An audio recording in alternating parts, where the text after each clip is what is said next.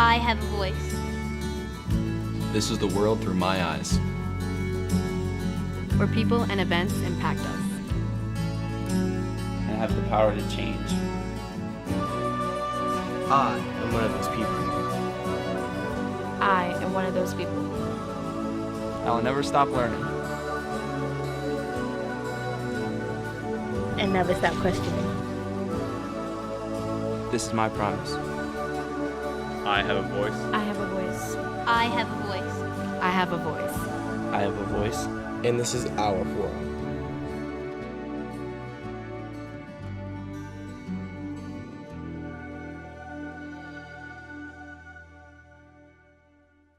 Hello, welcome. My name is Greg Bolden, and you are watching a special edition of The Forum that we like to call What's Next. Our show brings you all the hot topics the teenagers are talking about and allows discussion on what to do next. Today's topic is very timely. We're going to be speaking with seniors in high school, and we want to know, when a teen graduates, what's next? So let's touch base now with our panel and get to know them. What's your name, and tell us what you plan to do after you graduate from here? I'm Deshaun Coleman, and I plan on attending East Carolina University and playing football. Excellent. I'm Destiny Rook, and I plan to go to Hartwick College and major in English. I'm Ty Taylor. I plan on going to Hartwick as well and majoring in criminology. Jean A. Davis. I plan on going to Virginia Commonwealth University and majoring in chemistry. Nelson Cruz Colazo hyphenated. I plan on going to Hartwick College, and I'm going to major in astrophysics. My name is Krista Moretta, and I'm planning to go to Cabrini University to major in biology. Excellent. Wonderful. And I'm also sitting here today with Principal Brian Maddox from Thomas McCain High School, where we are filming this wonderful show today. Thank you for being here. My pleasure. What are some of the things that you feel are challenges as far as a high schooler leaving today, going out into the world? There's a potpourri of challenges that exist in today's market. Students are faced with, not just working a summer job, but figuring out maybe their part-time job for the fall as well to help balance, pay for part of their schooling possibly. And the biggest switch, I believe, is you've been contained in this atmosphere, this culture of schooling, and you've been with the same folks for years now, and that's the biggest change. You stop coming to school, and you're not coming back to McCain in the fall, and you've got some students that graduate and go right into the workforce. You've got others that leave the area altogether, and so I think that's a timely thing that's been going on for years and years. You graduate, and then your peer group dissipates, and sure. That's a huge awakening and a stressor. But in today's world, there's all these other challenges with managing their lives as young adults as well, and making some choices. My advice always is take it one step at a time and know that everything is changeable. So there's no decision that you make today that you're stuck with forever. So it's a fun journey.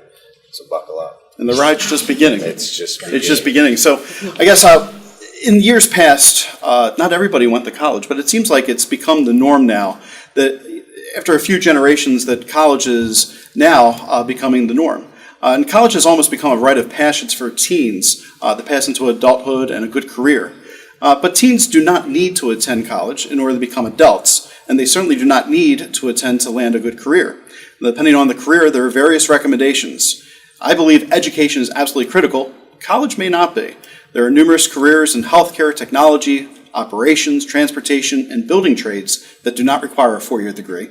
And so as we advance in these careers, there's nothing stopping somebody from pursuing a college degree at a later age. When it better suits you. Some people are just not ready for college until a later time in life. And so do you have friends? Everybody here is going to college, but do you have some friends that aren't going to college? And what are their immediate plans? Have they shared that with you? Yep. I have a friend who's going into the military right afterwards because, like you said, college is not for everybody. It's a lot of work. It's a lot of time. Some people want to get out there immediately. They want to see the world because that's what I wanted to do at first. I thought really long and hard about joining the military at first, but after working so hard for 4 years of my life, realizing that academics meant a lot to me, college was my best bet. Mm-hmm. And I have a friend, and he wanted to go to art school, but he's trying to get his sketchbook in check, trying to up his skill level, because if this is on TV, I want him to know that he has the ability to do it, and I am 100% waiting for him to get accepted into his colleges. But I fully accept the fact that he's waiting and he's upping his skills, and I can see him improving day by day by day. So he's just waiting to do that, and I'm waiting to see him accepted and happy. And I also have friends that want to go, but the reason they would want to go is just because they want to support their country and actually contribute and put their skills and stuff. Well, the military is actually one of the pathways that I came up with when doing this show to say, hey, you know what, here's some of the options that you may have. The military is a great way to work your way up through the ranks, have your schooling paid for through the GI Bill, be able to really advance a career that way. So it's certainly noteworthy. And I think we have a few students from Thomas McCain High School that have actually signed up to join the military. Is that correct? Yeah, we have 2 graduates that are heading off to the Marines. Yeah, that's wonderful. Yes. That's excellent. Great, excellent. So tell us, your last days of school are coming up here in the next few days. And while we're doing that, why don't we talk a little about what are your feelings? Are you nervous about this? What are you thinking? Oh my gosh, nervous isn't even the word to describe how I'm feeling. Ready to get out? Nothing. It's over 4 years. She's gonna start talking and tell me to go. No, so you don't get nervous about things though, right? No. No? What's your plans? Like when you first get out, before you start college, how do you feel about this whole transition? Well, the only thing that I feel like it's going to be a problem for me is probably the way, this is probably the first thing you would hear, but probably the way my college dorm is going to be set up. Because I have a problem with having things, in order and organized and stuff like that. And I feel like I'm going to have that one roommate that just throws their underwear and all this stuff all over the place. And I might just I don't know. It's going to be a serious problem if that happens. So that's the only thing I'm really worried about. The other stuff I don't really care about because I've done plenty of college visits, and not only that, but I've stayed over college dorms, spent overnight weeks and 2 weeks, 3 weeks. So I already know how college kind of is. So I'm not scared at all. Have any of you gotten any information about dorm rooms so far? No, just finding your roommate. That's basics. Yeah, we did ours together because we plan to be roommates. Yeah. So my advice is, I worked at a college for many years. My advice would be when you get your questionnaire about who to select as a roommate, you don't fill that out in front of your parents. Oh. You're going to take that, you're going to fill out honestly about what your sleep schedule is going to look like. Because if you do not fill that out properly, you may get paired with somebody that's not a good match for you. Yeah. So that's the first thing. And the second thing, and this is a pro tip for those that watch it on television right now, call Bed Bath & Beyond. Seriously, you call Bed Bath & Beyond and say, I'd like to set up my room as a tour room, which means they can bring college tours through your room. Bed Bath & Beyond will give you everything for your dorm room. There you go. That's awesome. Secret's out. Yeah. Wow. Yes. So make sure you call. Yeah. There you go. You're welcome to Bed Bath & Beyond for advertising for you. Tour rooms. Oh, man. That sounds pretty awesome. So one of the things that makes people successful is learning a trade, an apprenticeship. And so here at McCain, you've had the opportunity to be involved in the pathway. And I want to talk about a little bit how that pathway has helped set you up for college and set you up for success in the future. And I know we have animal sciences, we're pretty science heavy, but we have marketing and some other fields, so feel free. So the good thing about the pathways was that we got a lot of hands-on experience. For a long time, I wanted to be a vet, but I think once you take a pathway for a certain amount of time, you really understand what you want to do. And my best friend, her entire family is military bound, so I spent a lot of time around them, and I realized that criminology was a better course for me because I like helping people, I like speaking to people, it's not hard for me. Not that I didn't enjoy animal science, because I love working with animals. If I ever had to switch my major, it would definitely be to be a veterinarian again. But the pathways here, they're pretty good classes. You get hands-on training. We do a lot of field trips. The entire barn, most of the stuff up there was built by McCain students. So you get a lot of hands-on. You get a lot of one-on-one with the teacher. You get a lot of one-on-one with the animals. You know all their tells. They'll bully you if you go up there and you're new. So it's a good place to start. Yes. voice, and I have my biotech class. I have a new teacher, but I think he's done a really great job. And being in biotech for 4 years, I just realized that I feel like it's made my understanding and like my love for science even greater, and it's really correlated with my other classes like anatomy and psychology, talking about like chromosomes and like other areas, and I just feel like it'll really help me later on in college to know that I'll have like my classes they'll really relate, and it'll help me further with other things. Crystal, you took marketing, correct? Yeah, and the preschool. And the preschool. In marketing, did you get any certifications? Well, what do you mean by that? Photoshop's big with marketing. Yeah. Did you become Photoshop certified during your time, or have you worked towards that? Well, I did work towards that, and I learned that I have to be really patient and organized. So it's not that easy, and creative too. And creative? Yeah. But it's a great skill that you can take with you now, Mm-hmm. you know, that you've had that. Anybody else? I'm actually hoping to get certified in all the Adobes today, because my web design and coding class, I should be taking that by the end of the day with Miss Murphy. So hopefully if I get a 75 and higher, I'll be certified in like Photoshop and Dreamweaver, so I can make sites and stuff. That's excellent. So, yay. You know, and so that's part of the first recommendation is, no matter if you're going to college or not going to college, learning a trade or an apprenticeship and studying under somebody is one of the best ways to become successful.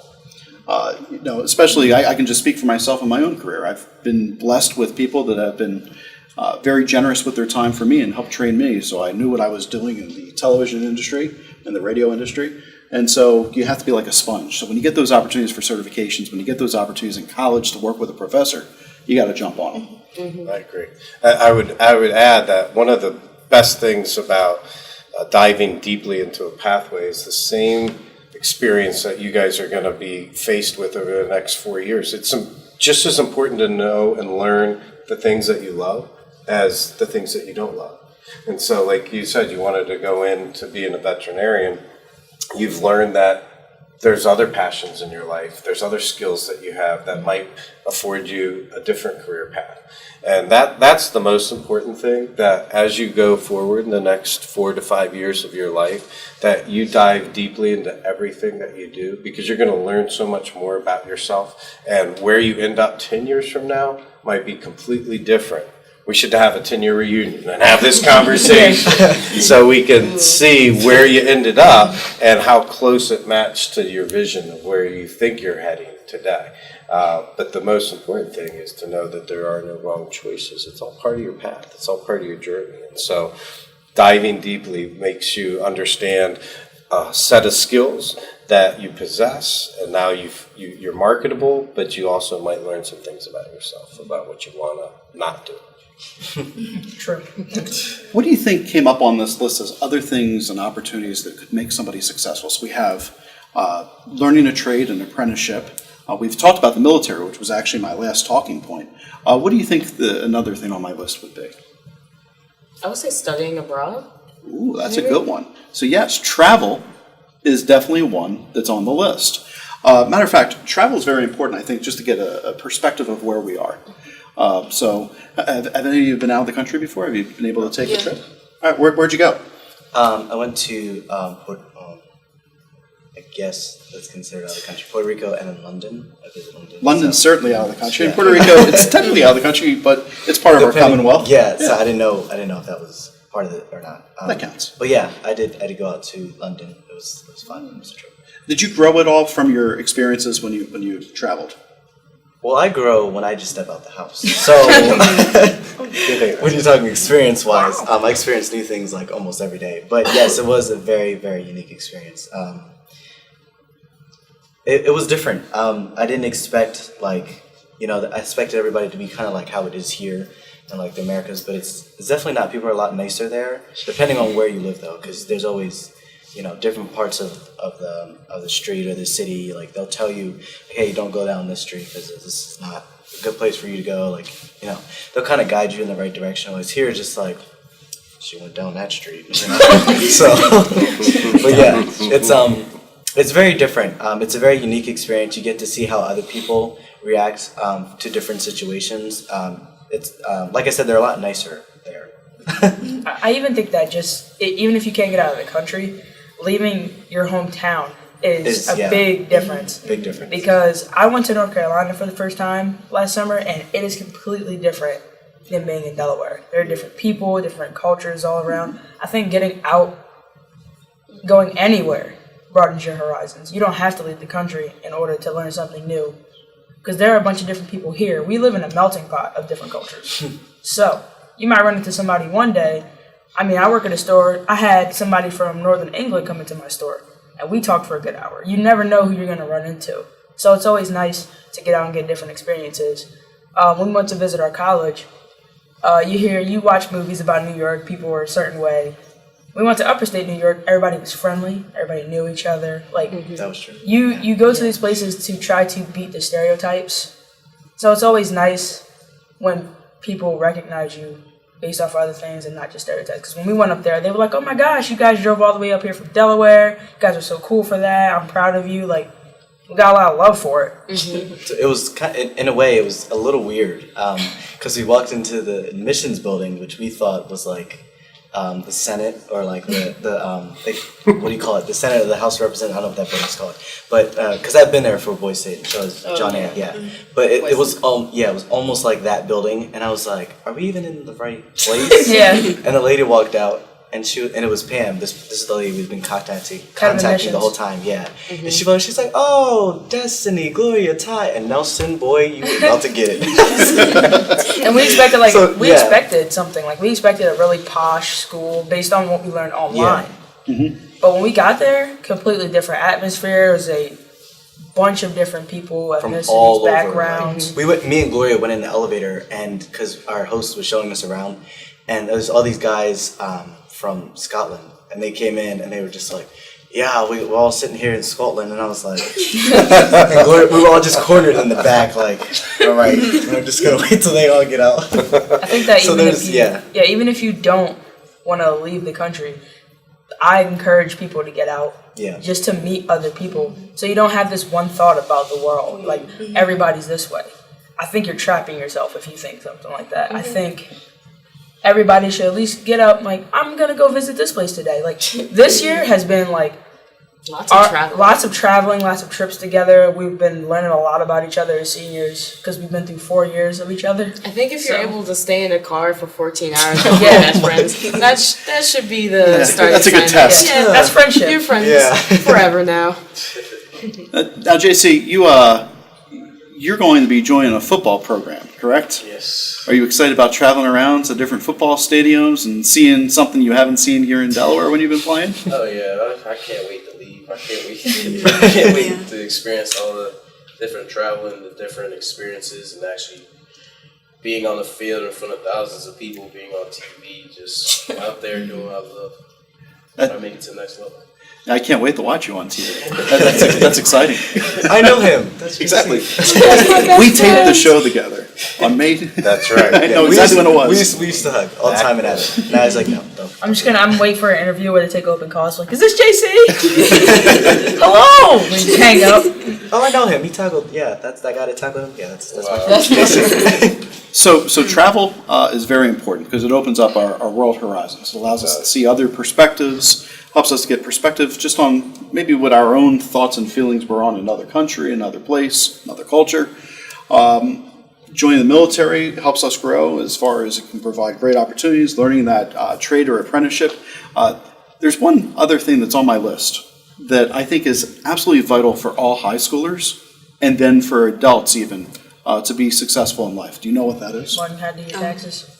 That's an important part. The IRS and the state and the government, they let you pay. I think taxes that's pretty important. That's very important. But that's not the thing that you could do for yourself.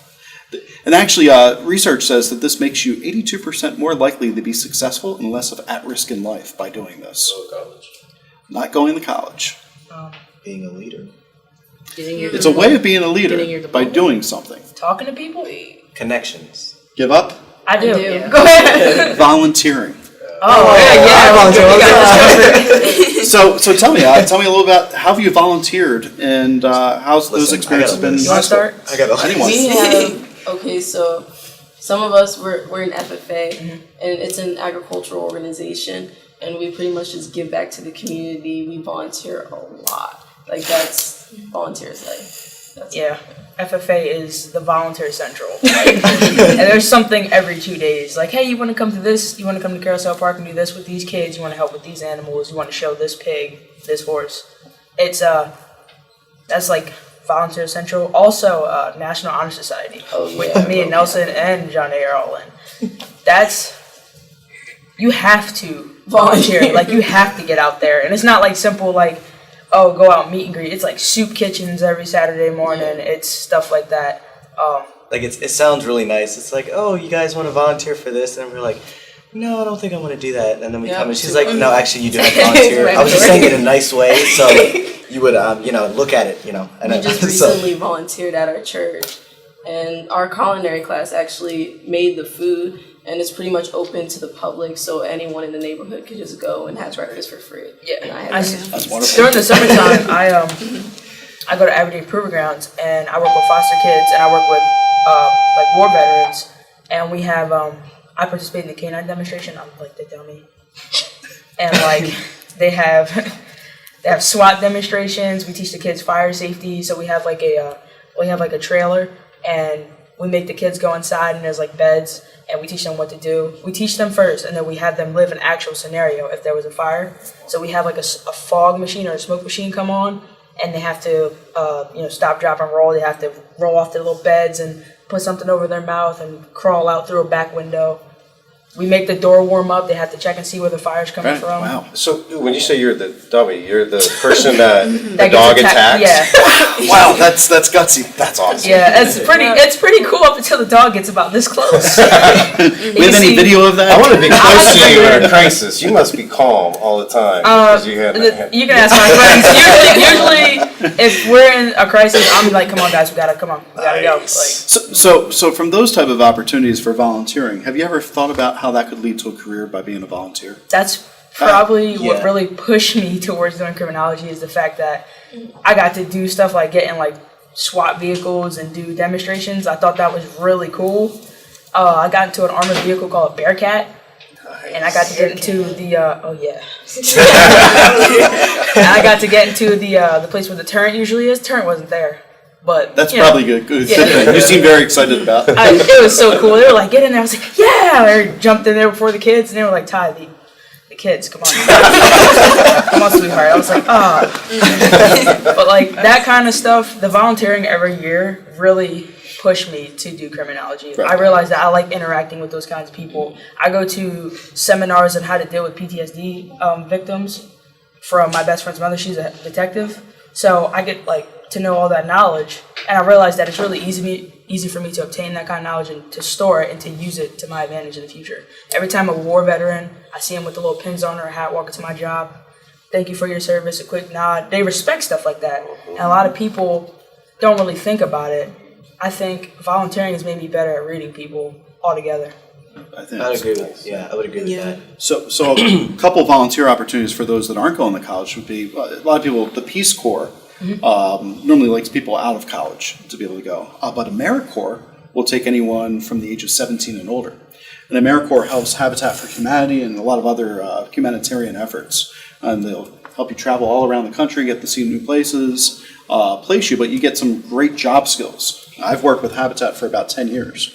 And during my summers, I'll help build homes, and I meet these amazing teenagers that are building these homes, that are learning how to frame a window, raise walls, getting real-world experience. And then I speak with them 2 or 3 years later, and they're now a foreman on a construction site. The thing is, managing it. And they're 21 years old. People think that you have to do something to volunteer. There are different ways for you to volunteer for the world, like the blood drive. That is like one of the best ways to volunteer for something. I give blood every year. John A gives blood. I give blood. And that's a good way to like save a life. And you don't even have to do anything except stick your arm out and eat a cookie. And they give you free cookies afterwards. Yeah, that's nothing. So if at least one person from every classroom donated, you get a couple thousand people each year. each day donating, saving lives, and you get benefits off of that. Like if you donate a certain amount of blood, heaven forbid if something were to ever happen to us, we get free blood during our surgery. Right. So there's reaps and benefits to doing stuff like that. There's animal shelters you can volunteer at. They always need help from teenagers. Always. They need. There's a lot of older people who work at places like that, and they can't do the physical labor anymore. And they get. I know I volunteer at Responsibles. They get really excited when students come in and they're like, "Hey, you need me to walk a dog? You need me to clean these kennels?" They get, "Oh my gosh, yes, please." So It also, stuff like that. It also helps with leadership, like a lot of leadership, which is why I'm not as nervous as other people are, to talk in front of people or anybody, period. So I do a lot of volunteering with my church because I'm on the junior usher board and junior missionaries and all this stuff. I can have a list of the things I do, but I'm not gonna do that. But I do all this stuff, and it requires a lot of leadership qualities and skills. Because not only are you volunteering hey, we got to do this, blah blah blah, you can say something, but to actually have someone carry it out and do it, that's that kind of brings me to have these different career pathways. And how you said, it ties in, because it really does. And that's kind of why I wanted to be an astrophysicist, because I saw that Albert Einstein and Stephen Hawking, who I met, are actually people who they went and did what they did because of their leadership qualities. If Stephen Hawking, he was supposed to die 70, 60 years ago or something like that. He was supposed to die.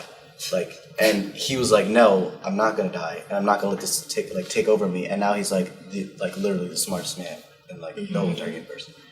And all that because he took that initiative. Hey, I'm gonna be a leader. I'm gonna show other people that it doesn't matter if you have a disability. You can still be the top dog. Volunteering gives you that drive. Yeah, it gives you that drive. Once you do it, you're man. So you would all agree then volunteering would be an employable skill. Yeah, absolutely. Oh my God. That would be something to help you later in life. All right, I'm just going to continue to keep us on as far as time goes. Another part is getting a job. Now, nothing helps more with the transition to adulthood than holding down a full-time job, let me tell you. But your goal should be to move away from the companies that teenagers typically would get a job at and try to find employment that would help you to the future. So when you go off to college, you can have work-study programs and meaningful employment. But if during those summers, the job that you have right now, whatever that may be, and it's a great job, so we don't want to make anybody feel bad about that, but you may want to look into a job or an internship during your summers to help you be prepared for your career in the future, such as, a lot of you are in the science. We have great science businesses around here like AstraZeneca. And if they had a small position that you could get, then maybe minimum wage, that would be a wonderful opportunity to build your resume and move. Have you thought about have you ever thought about employment from the perspective of what I would like to do for the rest of my life rather than which just gets me my minimum wage and gets me a job? Have you thought about that before? Yeah. Yes. Right, let's hear about that. I work at an Italian restaurant, Trattoria di Napoli. Excellent. And it's in Bear, and it's kind of helped me be able to talk to people better because, I don't know, I'm a people person, but for some reason I found it really challenging to either talk on the phone or just greet people when they come into our store, and I just feel having this job will really help me build on that and help me be a lot more professional and try and gain an understanding of how a workplace really is. Sure, it's great. Yeah, I can't agree. I'm painfully shy, extremely shy. So when I got my job and it came to the realization that, oh yeah, I'm a cashier, I have to sit and talk to people all the time, that kind of made me open up a little bit more. But even then, my bosses still come up to me and they're like, we know you're shy. We can't even hear you when you're over the intercom. We have to sit and listen. I'm like, sorry. Even a job that can help me in the future. I volunteer every summer at I get paid for it now, but the Fair Hill racetracks in Merrill. Mm-hmm. I'm security for that, and they take a bunch of with her SWAT team. Yeah, with her SWAT team. And her cool friends. The bear but I gotta bring a picture. That thing's so cool. I want to say it. You bring a picture we're going to put on the show while we're talking about I'll have this. to give you one, but when we do security, you get like the little shirt and like you feel important. You get the hat, you get the glasses to intimidate people, and like I got moved up as I did it each summer. So at first I was like I guarded the gates to make sure people who had tickets to get in. I moved up to the basic stands where basic people who wanted to watch the horse races, I had to let them in. Then I got up to the veterans box where they had special tickets. And you had pretty much my job was to stop people who didn't have the veterans tickets to get up in that box. So that was for our soldiers. That was probably the moment where I really had to be a security guard because nothing is, funner than arguing with a drunk person who was. They're pretty sure they're a veteran, but they forgot their uniform that day. They don't have the ticket. Yeah, that's probably the best part of that day. But I don't know, doing something like that, I guess it made me realize that I have the patience to deal with people like that, and that I find that entertaining to deal with people.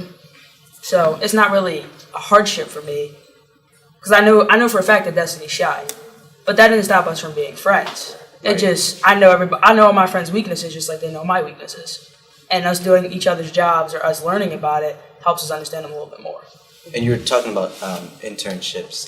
So I contacted Dr. Troyce, I'm sorry if I said his name wrong, but at Hartwood College. And like when we went there, we got to stay like in 2 classes based on what our major was. So like mine was physics, so I stayed in like the Johnstone Science Center. And we went there, and I talked to Dr. Troyce and all that, and he gave me an opportunity to do an internship during the summer with a couple of like his buddies from NASA, and I was like, ooh, okay, it's your buddies. I wish I had buddies like that. But so yeah, I get to go down there and like just like he's gonna take me like on a tour throughout not the actual building like in Texas NASA, but like an off branch, and see what like every little detail and every little part of the science world helps all to like one common goal. Because it was really hard for me to understand that like this part is gonna help, even though you think like typing numbers on a computer is not gonna help, but in all actuality it does a lot. So I have a personal story that connects to this topic. Through high school I worked at a lumber yard and manual labor and things like that, made good money. My best job that I never ended up pursuing was I had 2 summers in a row I was a DuPont intern and in their environmental unit. I wanted to be an environmental engineer when I started college. So the amount of growth and the experiences that I had through those 2 summers were tremendous. It was phenomenal working that closely with engineers. I was working side by side with other college students that aspired to be engineers, and it taught me that, not that there was any negative experience that I had, but I still had a passion for education. So I did end up changing majors. So I learned a lot. I learned what I didn't want to do, but it wasn't because it was a bad experience. I loved it. And I do think there's part of me that still would be a successful engineer if I chose that path. But the opportunities, like you were mentioning, Nelson, when you start to get into college and you talk to professors and they have connections within the industry and they can help you get what next summer looks like should be different than what this summer looks like. And that's the point, definitely. Is continue to open doors and go forward with new things, because you're going to gain more from that. There's a give and take. Some are unpaid internships, some are minimum wage internships, and you might be able to make more money doing the job that you've always done, but the experiences and the opportunities are going to be eye-opening for you. Yeah, definitely. Excellent. Well, one of my favorite quotes, to kind of conclude this, I appreciate all of your time being here, but I want you to hear this quote. I heard this a while ago. It's one of my favorites. It was William Shedd, and William Shedd wrote that a ship is safest at port, but that's not what ships were meant for. Wow. A ship is safest at port, but that's not what they're meant for. It's pretty deep. And so I always think that, I worked with high school youth for many years, and I've always thought that risk and failure are 2 essentials in life.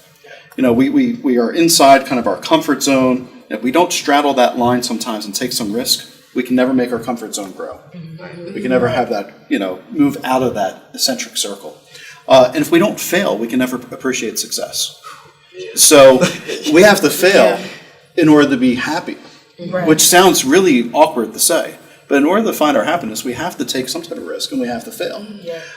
This year for me has been all about risk. And this year has been all about failure. You know, as a teacher here at this school and being here, I took a big risk to come here. Taking risks the entire time, but the rewards have been awesome. I've had a great time. And so I want you to think, as we end this show today, about the risks that you've taken in order to go out into this world for college, the risk that you're going to continue to take. I want you to be confident that you're not going to fail. No failure is something you cannot overcome. That's right. Every failure can be overcome. And so that's about it. As we come to a close of what's next, we'd like to thank all of our seniors for joining us. We look forward to seeing all of you with all your future successes, and we're wishing you well. Join us next time when we discuss our next timely topic. I'm Greg Bolden, and this is Principal Maddox, and we thank you for watching. Peace and good to you all.